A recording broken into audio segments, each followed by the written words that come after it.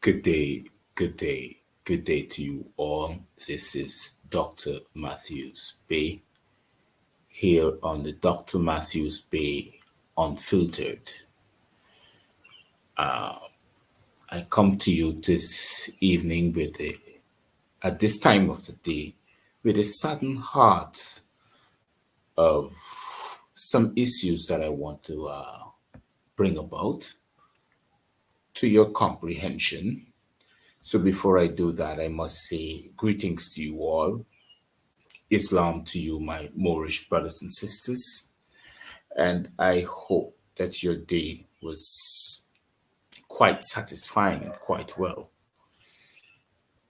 Once again, this is Dr. Matthews Bay on the Dr. Matthews Bay Unfiltered. It's a name change that I'm working with. So please, please do consider my change in a few things. So there'll be a background change also too. So we're working on that just to bring to you the information as it is credible as it can be. So, and valid, sorry, not only credible, but valid. Okay? Let me give you my 30 seconds before I start this evening show. Hold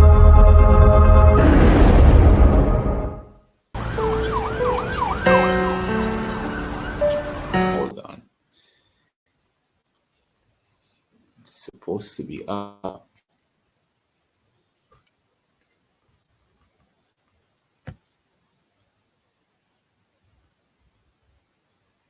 Am I not?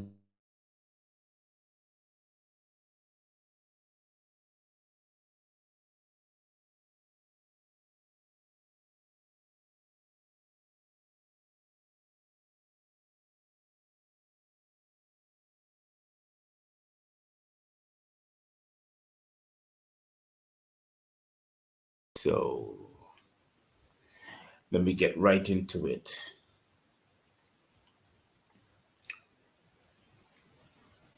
In the Corporation of Guyana, there's a few things that are not that quite well.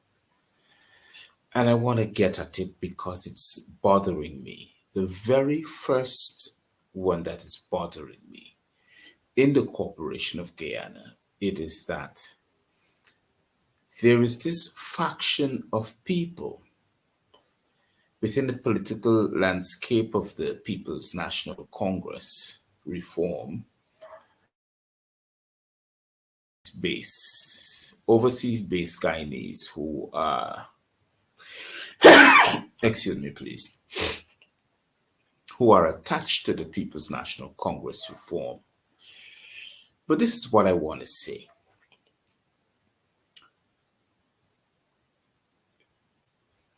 When the People's National Congress reform had their Congress and in the elections of a new leader of the party, there were problems. After the elections, there were more problems. You found that one particular individual didn't want to step down because he thinks he still owns the right to be the opposition leader because his partner, Mr. David Granger, is still the head of the list. And the head of the list by law or by constitution, it's registered in GCOM, and that list could only change. That list could only change in the next upcoming regional general elections after that.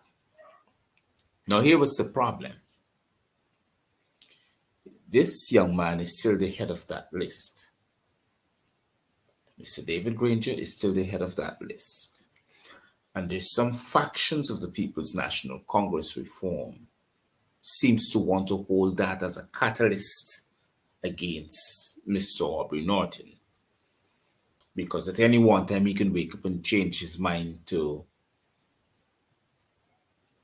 indicate to the Ghana Elections Commission, well, here, look, I want another person to become leader of the party.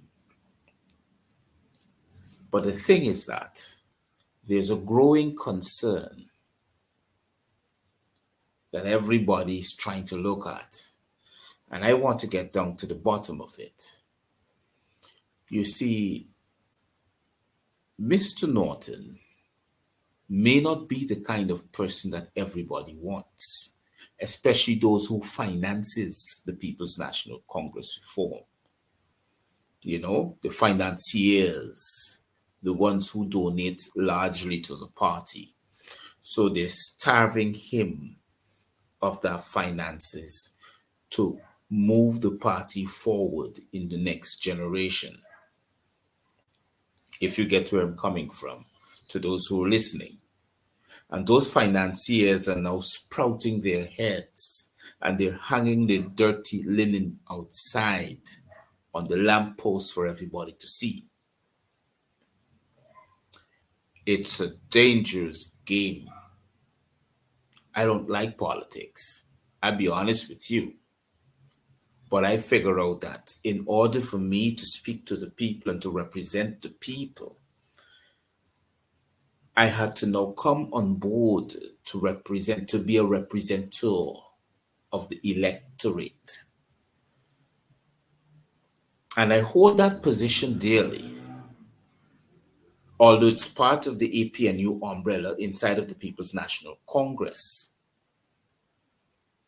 My position as in the local government, trying to run as a council, trying to run as a proportional representation council on the next upcoming local government elections. But how can you run on a slate which under the umbrella of the APNU and have these kinds of actions taking place within the People's National Congress reform? It's pretty bad. It's disgusting, it's unprofessional, and it does not show the right thing. Instead of you running your mouths or hanging your dirty linen out to show your disapproval of Mr. Norton, take that same energy that you have and represent the people in Mocha Arcadia, in which the de facto government took them off their ancestral lands, which is legally theirs. That's the case. Take the same energies that you have and pay 2 or 3 lawyers within the international study pertaining to the Aboriginal people and their rights, and take that case to court in representing the people of Mocha Arcadia. Don't be so destructive.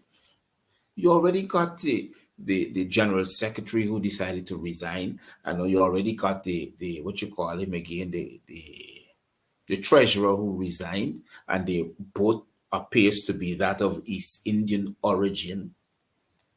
It shows a displacement within the party. I mean, I comprehend why. I mean, if you look at the general secretary, she came from the PPP to the AFC and then to the PNC.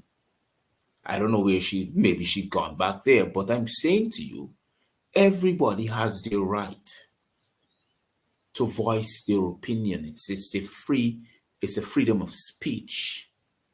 Everybody has their right to act. But you, who are one of the financiers of the PNC, because you don't like the man who's running the PNC, and you're afraid that if an election's called that he become president, you don't even want the guy to become president. But you're showing and you're sowing these factions. I mean, that's pretty bad. That is terrible. I mean, come on. We gotta be serious. You want to put out there your distaste about the guy that you call Mr. Norton and you don't like him. What about the people who are suffering on the ground in Makkah? What about them? They need your help because you know why? It is a government who belongs to the it is a dysfunctional party, the People's Progressive Terrorist Party, that's in government, is their regime that is oppressing the people, that seems to want to look to you for help, some sort of response.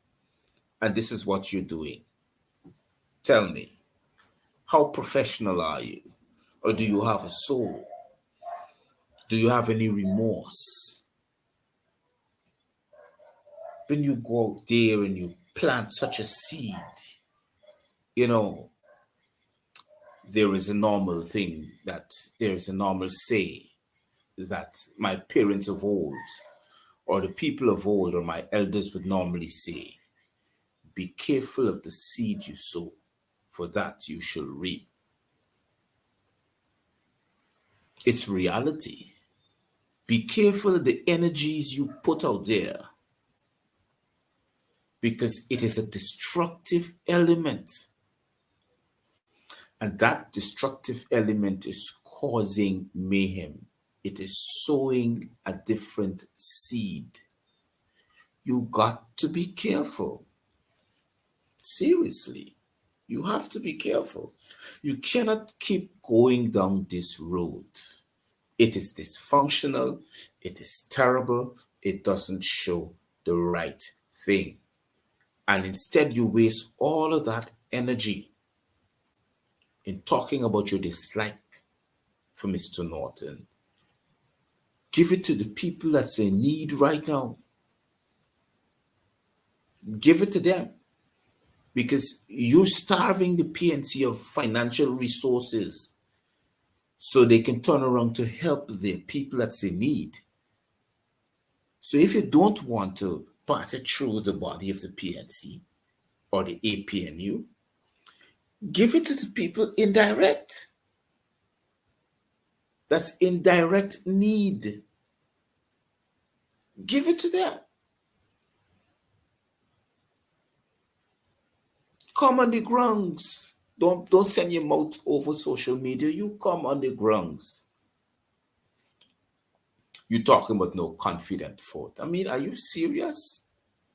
You got you got a de facto regime parading around the place as an illegal, unelected, never duly elected government. Call for no confident vote against them. I figure out it's the best thing to do. But you can call for no confident vote against them. That's the better option. Don't waste your time. You're wasting people's time. You know how many things I wanted to say today. You know how many things that is boiling over just for me to say it, but a lot of people knows the truth why you're operating like this, why everybody's operating like this. A lot of people knows the truth. Can you remember when the APNU AFC government was in power? It was Mr. Jack Day who talked about the $15 million that Mr. Raphael Trotman gained, and he wanted to know what happened about it. Can you remember that incident? But he spoke half and left half. He didn't speak the right things because he himself also got money too, you know. Yes. It is what you call a bonus package ExxonMobil was giving out every 2 years. One person get 20, one person get 15, and the next person get 10. Y'all do the maths. Here, let me tell y'all something.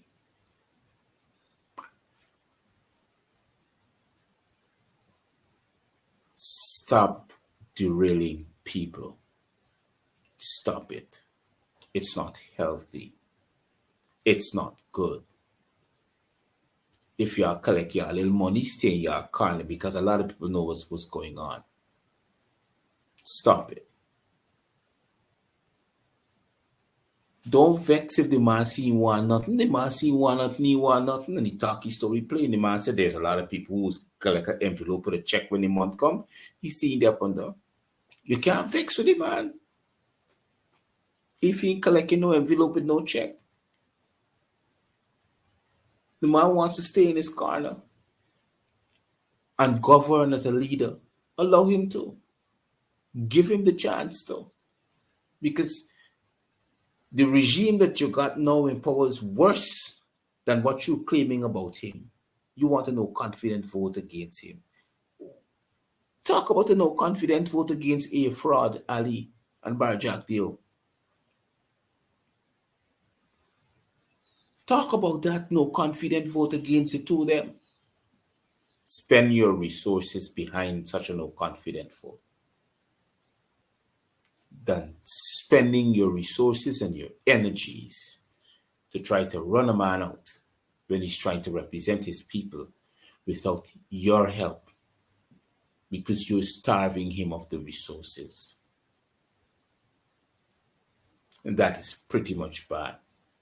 That is worse than anybody can ever think of. Now let's go to the people in Moco Arcadia.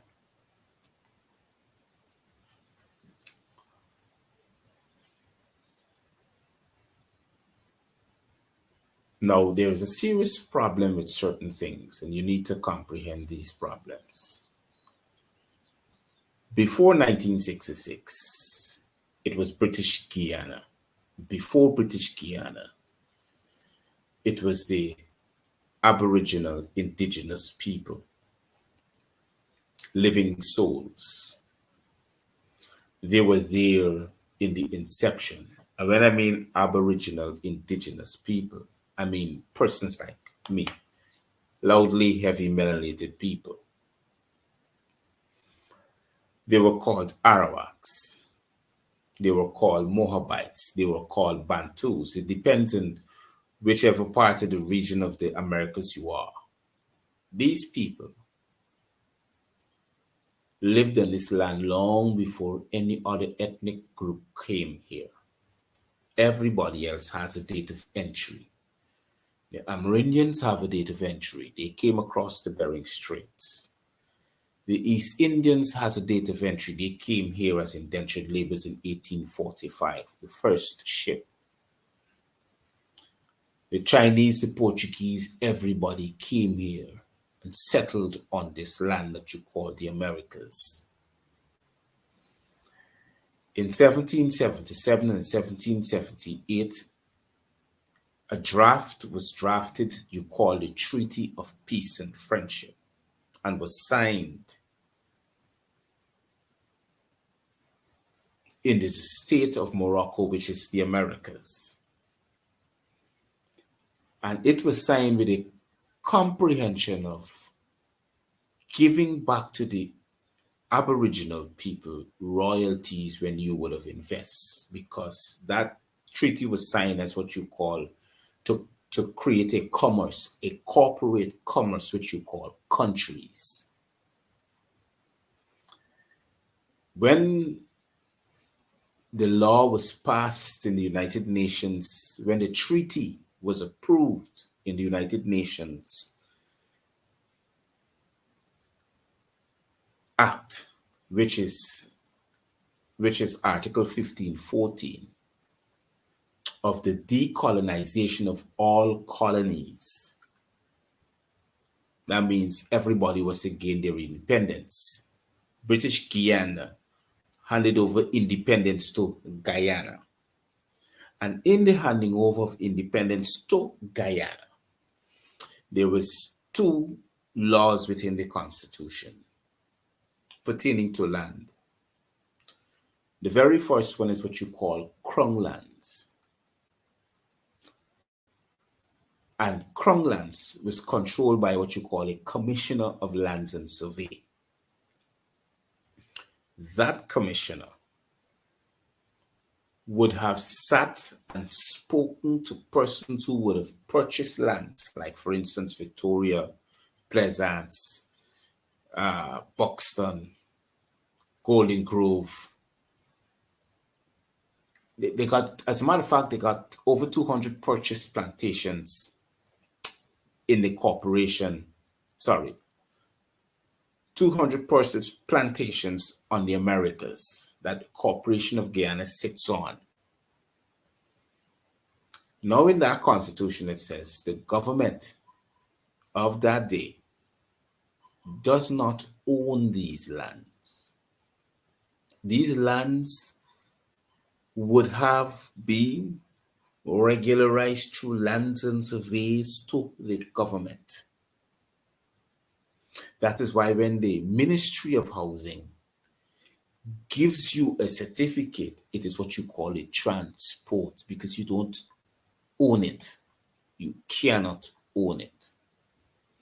Now, in these villages that you call that are independent of the government and of lands and survey, created what you call a village chair or a village committee, which you have a chairman sits on it, or a village council that where you have a chairman sits on that council. And that council helps to regularize the lands in the village, because what happened, according to it, it is persons who would have been passed down via ancestors occupy these offices. These offices became politicized. And as it become politicized, you find some of these chairmen willingly hand over the regularized property that is owned by the village council, because remember, it is ancestral land, willingly hand it over to either Ministry of Housing or the government of Guyana. That's what's happening. And because you do not know your rights as a people, the government now comes in, swoops down, and take the land away from you. And they do it via one particular reason. They call it abandonment. Now, in the Constitution, it says that the government or the Ministry of Housing can only come in and take land and call it government reserve if you cannot regularize the land. Regularization means if you move away from that land in the position where you abandoned it, it's like automatically handing it over to the management of the government, which they take it via way of abandonment because you abandoned it. And they now have to regularize it. They call it development. And in that process of forcing you off the land, they threaten you with something you call government reserve. You cannot squat on ancestral land. You cannot. It belongs to you. But how does it belong to you? This is where your family history comes in. Now, if your father belongs to an aunt who belongs to an uncle that dates back way before 1700s, you have the lineage comes down. That is where you have rights to the land. You remember the issue with Mr. Lincoln Lewis in Berbice? When he went to claim his ancestral land, he had the documentation showing that he reserved the right to the land because he is a lineage to the land by his ancestors. He has rights. Because we cannot do such a thing, or we don't have the ability to trace back our history, the government says now you abandoned your land. Now the only person who can save you is the village council. But on the village council, there are councillors who work politically to take away this right from you. Like the guy from the Seventh-day Adventist Church in Mocha, Arcadia. Oh, yes. The pastor that sits on the council And you know why he didn't help you? Because when you can remember the de facto regime came into power, they gave they gave them $150 million grant. I don't know if it's a grant or a giveaway, but this is what the government of Guyana did to make sure that they catch you, the perishers, to silence you. So in case that there's a position like this where the Aboriginal people is being deprived and oppressed, you cannot rise up because remember, you're in the government's pocket. Listen to me, ladies and gentlemen, Guyanese of the Corporation of Guyana, and to my Aboriginal brothers and sisters who are independent like me, who are not Guyanese. If you continue to be ignorant of the fact your rights will be taken from you. Some people said, but it is a political thing. Me never get involved in that. You can imagine a man see me last night and tell me last night and told me that the government 2 months ago gave the people notices. So I listened to you and I said, well, boy, let me ask you a question. Your father gave you a piece of land, and suddenly you know the land is your father because it passed from generation to generation. You got evidence. Suddenly a man turn up and give you 2 months notice to come after that. What are you gonna do? He said, no, that can't happen. I said the people did the same thing. And here was the best part of the laugh. Mr. Ifrod Ali in 2008 went into the same place, sent the Ministry of Housing officials in the same Cane View Mocha to parcel those lands out, to give it out at a later date via way of transport. Now come back, parcel them out. Each land was 173 by 65. It was supposed to be a farming and housing for that purpose. Yes. That's why the guy had the pig farm. First he had the cow, and then he resorted to pigs. Now you destroy the guy's livelihood. You arrest those who refuse to come out of the house. You beat the man till I'm supposed to go and see the man that the police beat so bad that he's bedridden. He got swollen foot. As a matter of fact, certain parts of his body is swollen. They arrested the guy. BT arrest him for staying in his own home whilst the demolition was now being in process.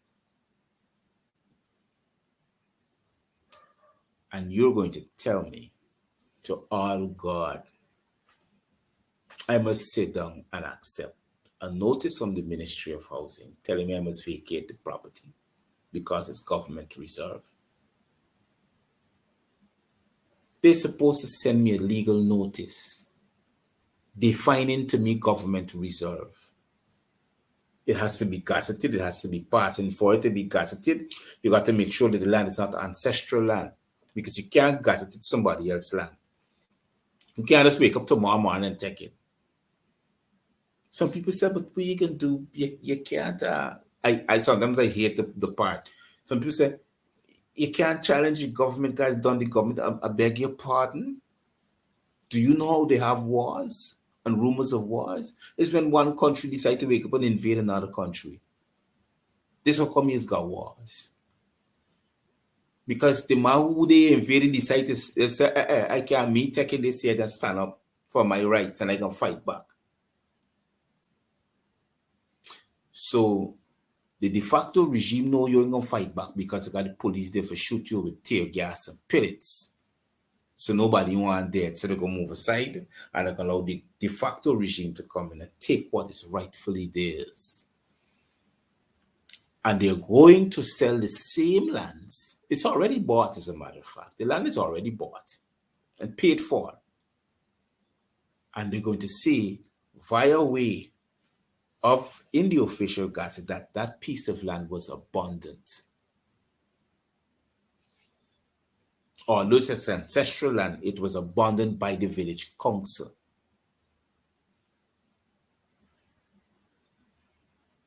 So by law, if there's abundant land and the government see lands to be regularized and nobody has come forward to claim it, that means it's abandonment. So they have the right now to take it and regularize it without your consent.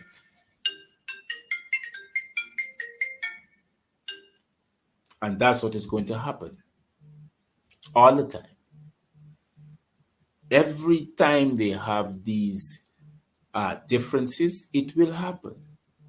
It will put you in positions that you cannot retaliate because you're so afraid. Because you don't have the people to represent you. The people who are going to represent you trying to fight each other down for position and power. Oh Lord.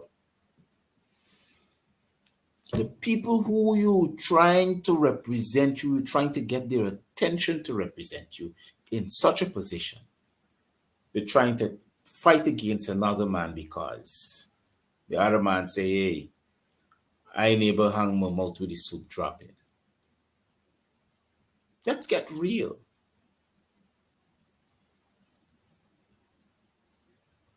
And another thing too, we talk about laws and constitutional effects of laws. Listen to me carefully. People, stop listening to people telling you trash. It makes no sense.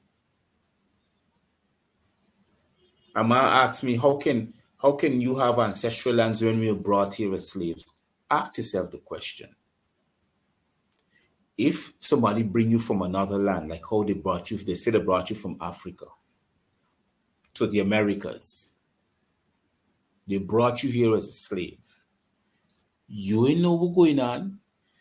You ain't know north, south, east, nor west, but you on this plantation. Would you escape? I don't think so, because you don't know where to go. You don't have a clue where to run and go. So you wouldn't escape. I know I'm correct on that. But if you know your lands, if you know your backyard and somebody comes here to enslave you, eventually you will have rebellions. You call slave rebellions. You know why they used to call them slave rebellions? Because they knew their backyards. They knew where to run and go. They know how to set themselves up to kill the enslavers. They knew all of these things. Ask yourself a question. How can I maroon you on an island you call the Hispaniola? 60 million people on the island of Hispaniola, which is now Haiti and Dominican Republic. I maroon you on that island as slaves. And you know your backyard, good. You know what happened? They had rebellions. The French lost the uprising in what you call Haiti now. So they hate that part of history because the Haitians knew their backyard. The Haitians knew their land. It belongs to them. They know every inch of it. So there's nothing that you can conquer of them when they know it's so good. So did the Jamaicans. That's why they call them the Maroons. I'm saying to you, the trash that these people sit down to tell you now, you have to be very focused. Because everybody came here and meet the Aboriginal people. Everybody. We talk about point of no return. I'm not saying that they didn't have slave trades and all these things. I'm not saying they didn't have these things, but the fact is that how can I enslave you on your own land? It's not unless I bring people who ain't nobody land.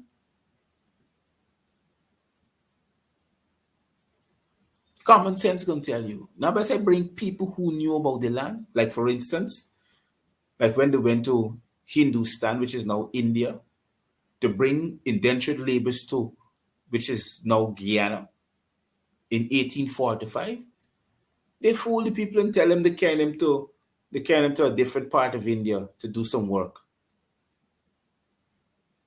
Tell them to cross in a lake. and brought them all the way here because they couldn't enslave the Aboriginal people. There were too much rebellions going on. Maybe they could enslave them in North America, but they couldn't enslave them properly in the South American continent. And even in North America, you had rebellions because the indigenous people were also Aboriginals also there. But they were wealthy off, but they're not going to tell you that. The people had their own system, their own economy. And they pitied those who were brought as slaves. That's why you had the North and you had the South. In the North, the blacks were free. They didn't know about slavery. As a matter of fact, slavery wasn't even going on in the North. It was going on in the South. So this is why when the North fought against the South in the Civil War, they freed all the slaves because they said it's brother like themselves. They shouldn't be enslaved.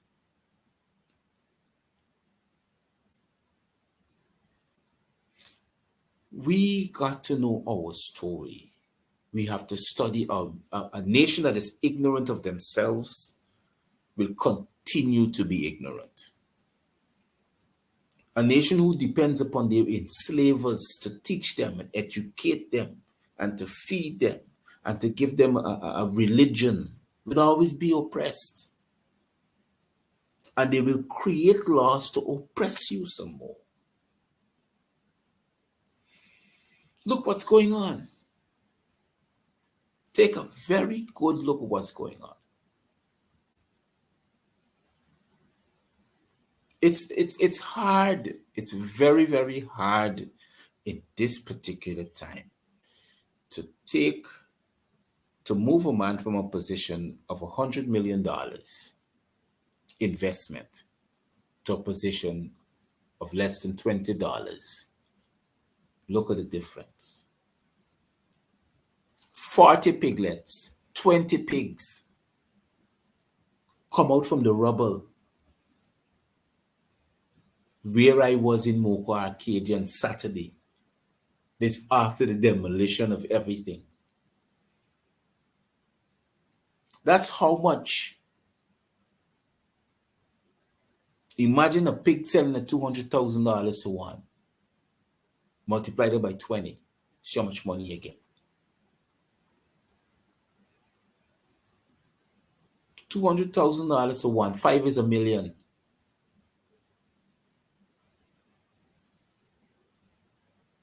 And I sure the guy gave him next to nothing. Because why? You don't have a pen. You don't have a source of income.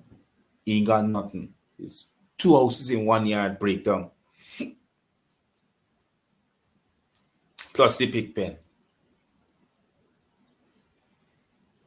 That's what exposed everything because they were saying that the people lying, they ain't got cattle, they ain't got this, they ain't got that. For negotiate. Well, here I went the right time. The ancestors took me there the right time. So I was able to see firsthand the amount of livestock the guy had. You had 1/2 cut barrel alone with piglets filled. They can't even move, as I showed you on the live screen. And you had the 20 pigs in the truck, jammed up together. Look at the size. That's cash money.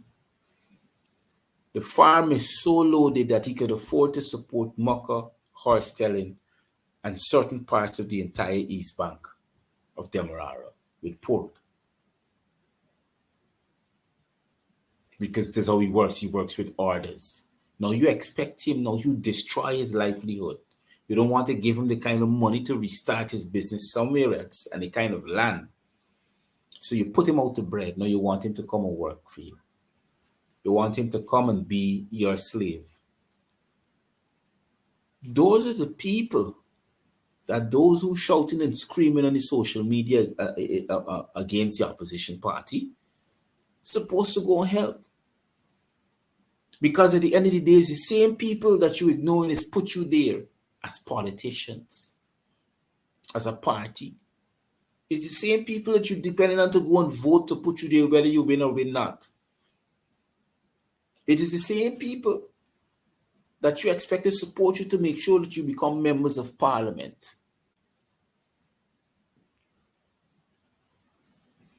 It's a destructive element to sit there, do nothing, say nothing.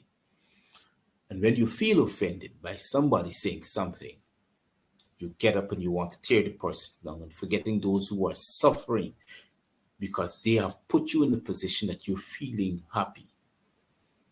You know, you can ask yourself the question, these are the people that voted for these people. Whether you say in the party or whether you're a member of parliament. It is the normal citizens on the ground that belong to the corporation of Ghana who goes to vote for you to make your life comfortable.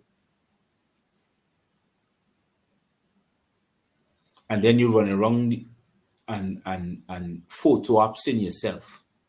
And then when you get vexed, you sit down and you abuse or you tear down one of the leaders of your own party because you're failing to support them financially because you don't like that leader.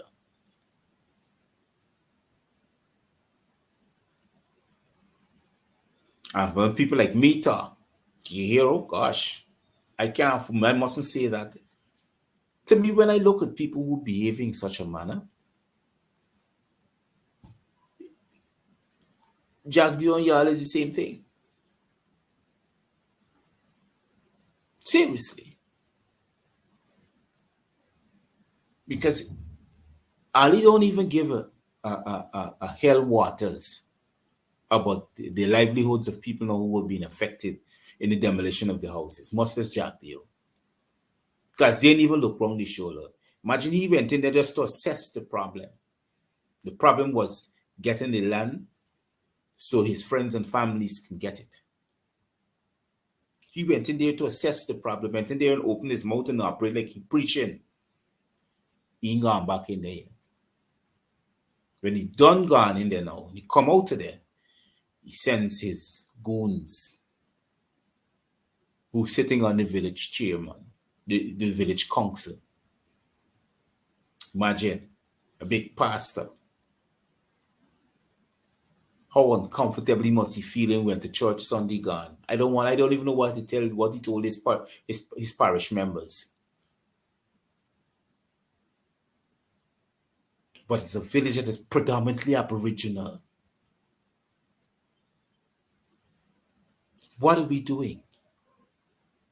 Ask yourself the question, what really are we doing to solve the issue?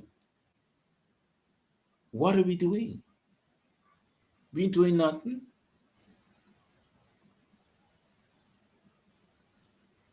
We're just running around the place trying to talk about a mouthful of garbage. What are we doing really?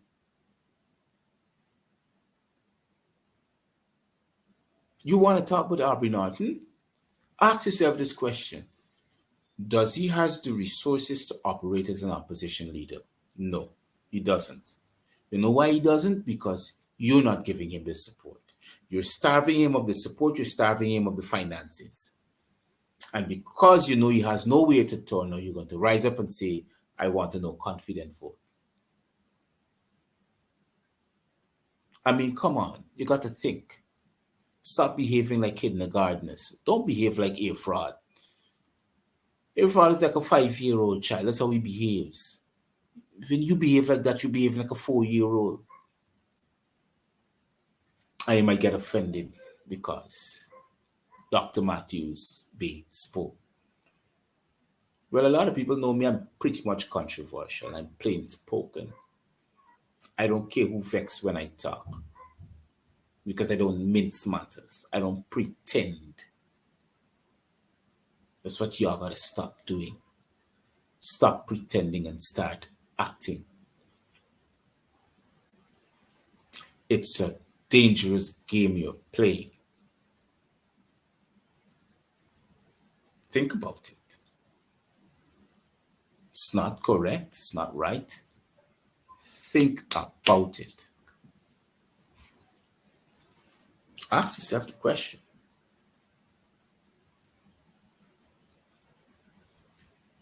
I had a taste of it. I don't know about you. I had a taste of the People's Progressive Terrorist Party. They can't persuade me. They ain't got no amount of money they can persuade me. They can't change my mind about my people that are being affected. I mean, I wish if I could do more to help the situation. Matter of fact, just today alone, gotta go in there to give assistance to the people. Just today alone. And the little that I got to give. So to those who are looking, these people need help. They do. People says 9 families. Here, you should see the living conditions is in dire straits. And the 9 families are those who were independent of the government. That's why they stood up. Because they could afford to stand up. Now the dysfunctional PPP decide to break their homes down and tear down their business, their source of income. Now they want to turn them into criminals. So they must leave their source of income independently to go work for a government which they have never worked for in their life. One man, 30 years. He mining the means that since he was a teenager, he into this farming. 30 years.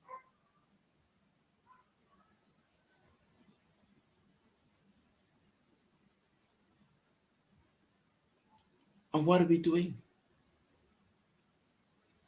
That means he born and grow on it.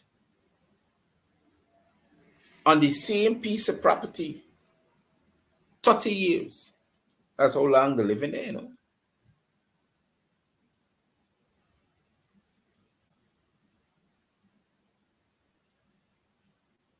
That's how long they're living there. Even if so be the case, they haven't even broken one law because the Constitution talks about prescriptive rights. That means if you're living on that piece of land for more than 5 years, you have prescriptive rights. You have evidence. That's why I'm saying the government takes it by abandonment. They force you off of it so you can't claim prescriptive rights, and that's their evidence. They say you abandoned the land. And they ain't got no way for put you. No, me got time with them. It's a bunch of black people. This is the first thing that's come out of the mouth. Oh, yeah, man, a bunch of black people, we got time with them. They don't vote for me. So they can't get nothing. They never asked you for a thing. They were independent before you even came into the situation. Before you even came into the play. They were independent. So they don't have to ask you for nothing.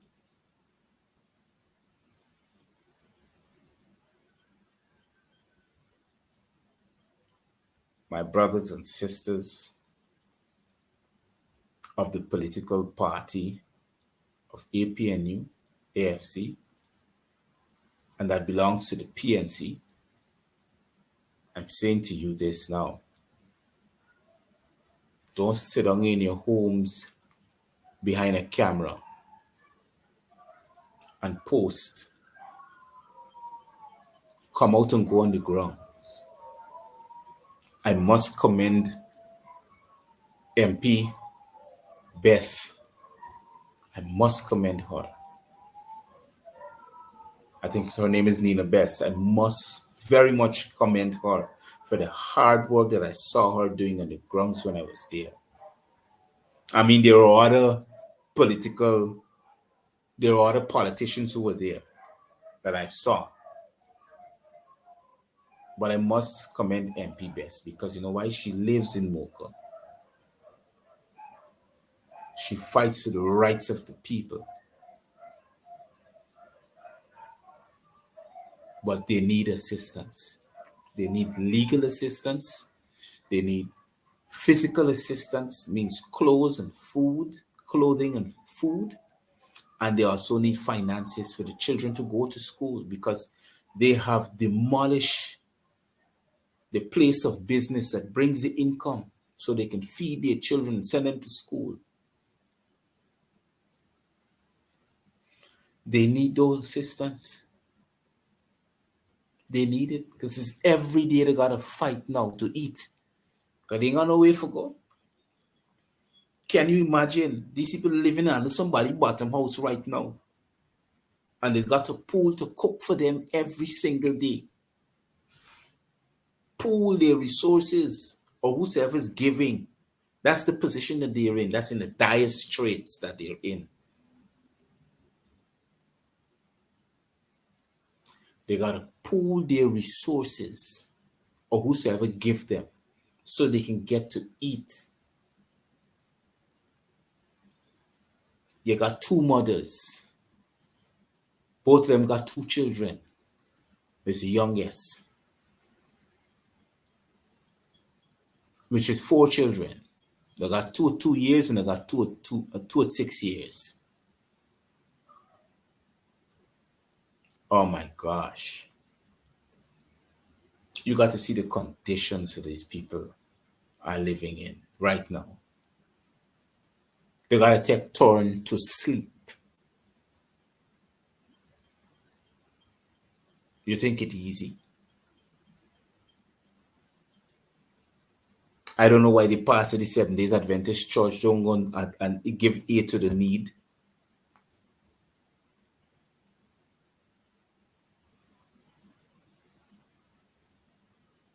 In Mocha.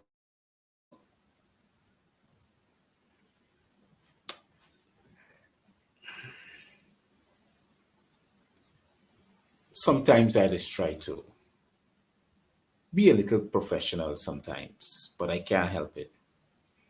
I can't just sit down and watch my people, my Aboriginal people. I don't say black, I don't say Negro, I don't say colored because we are Aboriginal. All these other names are systematic control. It's class. Black is a class. Negro is a class. Color is a class. It was created by the system, so I don't use those words. I'm much more or less edified than yesterday.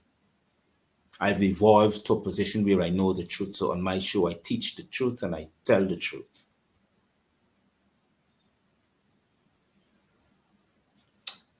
My number remains the same, 611-6575, 592-611-6575. For those who want to assist in the situation, you can call me. We have a large contingent of organization that is joined together. Dr. Matthews-Bey show, Ghana Day Foundation, Ghana American Diaspora. There are 2 or 3 other more groups that we have joined together. So we as a matter of fact, we are heading into Mocha to distribute some more stuff. But then at the end of the day, we are limited. Like, I'm going to show you a simple example. Yesterday, we went to Monishwa's down in town to buy bleach, soap powder, toilet paper. Yes, bleach, soap powder, toilet paper. We went to Monishwa's Wharf to buy that. There's a section in Monishwa's opposite faculties that sells these hardware appliances and confectionaries and all these things. We approached the proprietor of the building, of the business. At least I approached him. I talked to him about the conditions and the situations. That is why we're buying it, and we asked him if he's willing to assist in the situation. You want to know what he gave? 2 gallons of bleach. I had to laugh. But you know what? I was grateful and thankful. Yes, 2 gallons of bleach. I still laughed, but I was grateful and thankful because it's going to assist after we bought a case of bleach. We bought bleach, soap powder, the big packs of everything, and toilet paper by case. And we got 2 gallons of bleach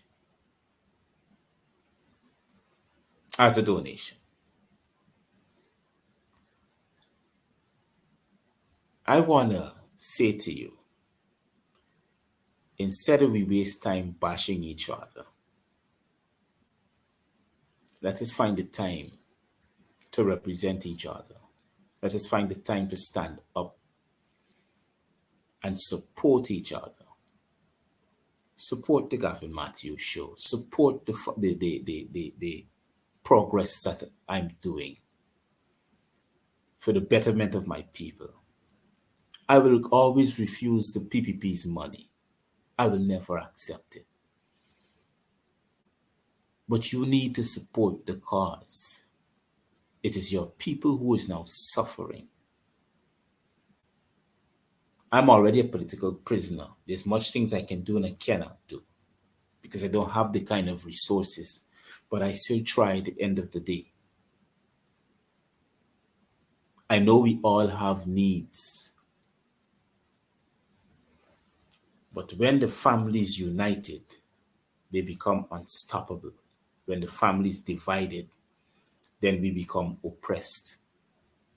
And we will always become an oppressed people because we're divided among ourselves. Let us stop this. I am Dr. Matthews-Bey. And this Dr. Matthews-Bey Unfiltered, coming out of the Corporation of Guyana on the Southwest Temexium, known as the South American continent. I want you to stay safe, be careful, sanitize yourself, and wear a mask. Don't forget the little ones you take into public places. Don't forget to call the number on your screen, 592-611-6575. Your donation would be very much appreciated toward the cause.